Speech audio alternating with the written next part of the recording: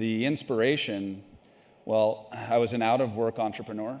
I was 26 years old, and my first business I failed. And this room is filled with out-of-work entrepreneurs. Yeah. And I had no inspiration for what I wanted to do next. Yeah. And so I decided, I had a little bit of money saved up, and I decided to go surfing and pursue my passion. Because I think when people are pursuing their passions, they're turned on, especially when travel's involved and you're out in the world meeting people. And I wanted to document this 5-month surf trip around Australia and Indonesia, so I went to work on a camera that I could surf with, wear on my wrist. And the irony is, inspiration for GoPro for my business came before I even left, and it was the development of this camera that turned my surf trip into a R&D trip. And that was the first surf trip I've ever come back from excited to come home, was to go build this business around helping, at the time, surfers document their experience in the water while they're surfing. Yeah. It's a very difficult thing, a very beautiful, magical human experience that before GoPro was next to impossible to document while you're doing it. And that led to GoPro, which is now in the business of helping people self-document their lives and share life experiences with ease that was never before possible, like Matthias sharing his experience ski-based jumping. Well, it seems like somebody this was the community I feel like that embraced it first. I feel like almost like this X Games community, this extreme sport community, surfers, BMX riders, skiers, like these were the guys who were using it more than anything, because suddenly they could document this POV in a way that was never done before. Did you go after those people as a surfer, or did they just automatically adopt it on their own? We know we were lucky at GoPro because we first targeted surfing, which is a very passionate group of people, very passionate, active group of consumers, world travelers, and they're out doing things. And what we recognized early on is that passionate people, very active people, are engaged in very interesting activities that make for terrific stories. And if you enable them to self-document their life experiences, the result is you get some fantastically engaging stories. And when these people become your first customers, and the stories that they tell are that interesting, the whole world wants to hear them. Yeah. And then the whole world becomes aware of GoPro in the process, because these early tip-of-the-spear customers are so stoked that GoPro has enabled them to finally capture and share these life experiences that they give you credit for it. And so that's why you see so many GoPro videos, customer videos, tag titled or described as being shot on GoPro, both I think because the brand is very cool and people want to be associated with it, but also they want to give credit where credit is due, and they're so emotionally attached to their GoPros because their GoPro makes them feel very good about themselves. Because it enables them to share these stories, and it also enables them to look incredibly good doing it. It's really important that you help your customer look good, because then they love you for that. And most people are not used to seeing themselves on a big screen, or on any screen. Suddenly you're bigger than life. Or doing anything. What's made GoPro so different than any other camera company before it is that we have enabled people to self-document their life and themselves at the center of the stage, living their life. Before GoPro, people had very little footage of themselves doing anything. You had the before and after shot, standing in the parking lot with your arms around each other, but what the heck did you just go do? I don't know, there's no footage of it, right? GoPro has enabled the documentation, the storytelling of the actual event that is your life. Right? These terrific life experiences, and they're not just jumping off cliffs. The birth of your children. There's the first bike ride we talked about with your kids. I have 2 kids now, so I'm totally focused on family. But before GoPro, if you wanted any footage of yourself doing anything, you needed not only a camera, you needed another human being to hold that camera and film you. Then you needed that human to have some skill with the camera if you wanted the footage to be any good. And then you needed that human with skill and the camera you needed their calendar to match yours so that they'd be available to film you. So you had all of these pain points stacked up, and the result was that people didn't have any content of themselves doing anything. We've enabled that, and then you uncork you open the floodgates of incredible user-generated stories waiting to be told. What I love about it is how I love how it's been so adopted by so many people. The film that they just talked about, the Campbell talked about, that opened Labor Day weekend, we used that while we were shooting the film. We were talking to, thank you, blow it up. See, we're blowing it up on stage. Mark Burnett, who's going to come up here in just a minute, he uses it throughout his show on Survivor. I mean, it has really become a part of production mainstream. I mean, for you, is that the success? The fact that it's suddenly become so exciting? And just to give you guys an idea, GoPro is now the #1 selling camera on the planet. This thing that he created on a surf trip a few years ago is now the #1 consumer camera on Earth. Thanks to guys like this. Yeah, yeah. So I mean, for you, is that, I mean, when you look at that, the fact that it's now being adopted by actual productions, and it's not just athletes, or it's not just some guy at home, is that success? I mean, absolutely. Yeah. I mean, people ask me, how does it feel? And my answer is that it's total dream time. A GoPro is much bigger than we'd ever imagine. I mean, let's be clear, we started out to help surfers document their experience in the water. I think you've done that. And okay. yeah, and one thing has led to the next. And now I think GoPro's as successful as it is because we're the most enabling capture device in the world. Yeah.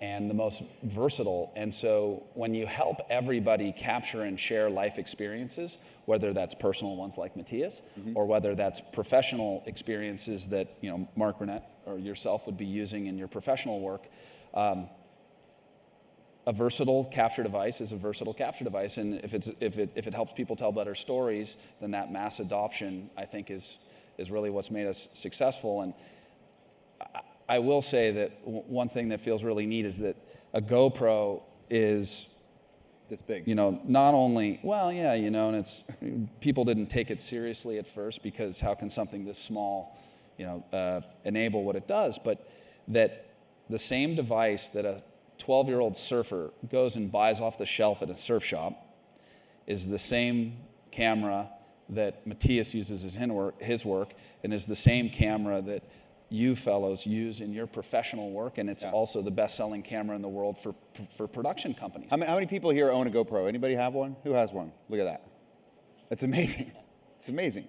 And what we were talking about backstage, what I think is the greatest accomplishment of this, beyond that, personally, is how many people are doing what you said and using them to document really personal things in their lives. Like, I love the shot at the beginning of this where somebody's throwing the baby up in the air and catching the baby, and you're getting that crazy, you know, rock star slow-mo shot of the baby going up and down, because we've never really had the ability to capture those really wonderful personal moments in this way before. And I think that that's a really unique transition that's happened.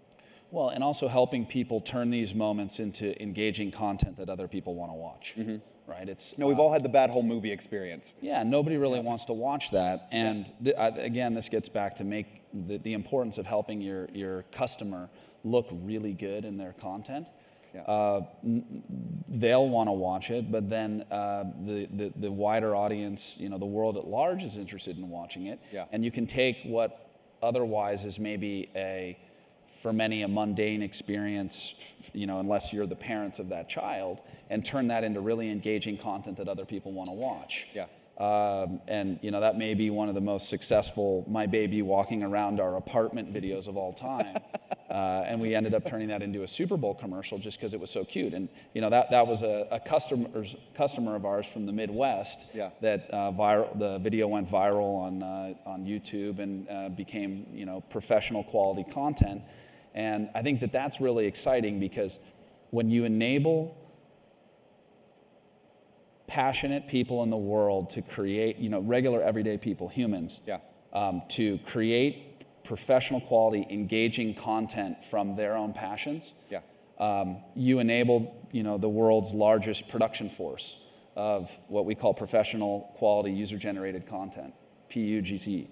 And that's really powerful, because if your tool is what's enabling them to create and share these incredible stories, and they're often giving you credit for it, together you're crowdsourcing one of, you know, the great consumer brands of our time, and you're also crowdsourcing a new form of media company in which all of this incredible content is created from one device that's, you know, happens to be the best-selling camera in consumer and professional markets, and to build a media brand from a single device like that. I don't think it's ever been done before, and it's thanks entirely to our customers around the world and on platform like YouTube. Yeah.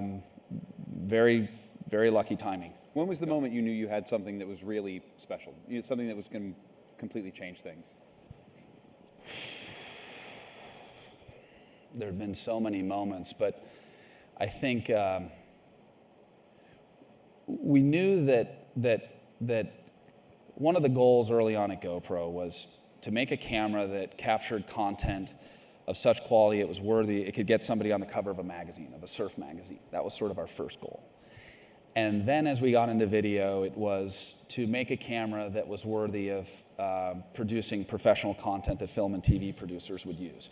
Because my God, if we could do that and put that performance and ease of use in the hands of the everyday consumer, we could enable this professional quality user-generated content movement that I spoke about. Yeah. And I think that when we saw the first footage come off of the HD Hero and how incredible it was, I mean, it was like life. Yeah. That was, I remember I sent it to a friend of mine who was at UCLA Film School, and I said, hey, I need you to test this out, and I don't have time to go on a surf trip anymore to capture footage for a promotional video launch. I need you to go use this. And he'd used the camera a few times in previous generations. He's like, yeah, change everything, camera, okay, I got it, I've seen this, I've heard this before. I FedExed it to him, and he called me the next day, pacing up and down the sidewalk saying, you don't understand, this camera's gonna change everything. And I said, I know, that's what I told you.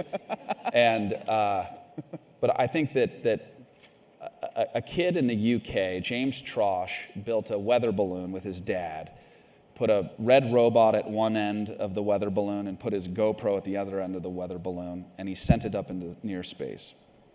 And we saw the video on YouTube, and it was amazing, and he'd taken us somewhere we'd never been before, which was near space. And it was so cute with this little red robot. And that completely surprised everybody at the company, and it was one of the earliest indicators of this camera can go anywhere and unlock perspectives of life that have never been seen before. And individuals can create Academy Award-winning content by mounting it and pushing a button and seeing what you get.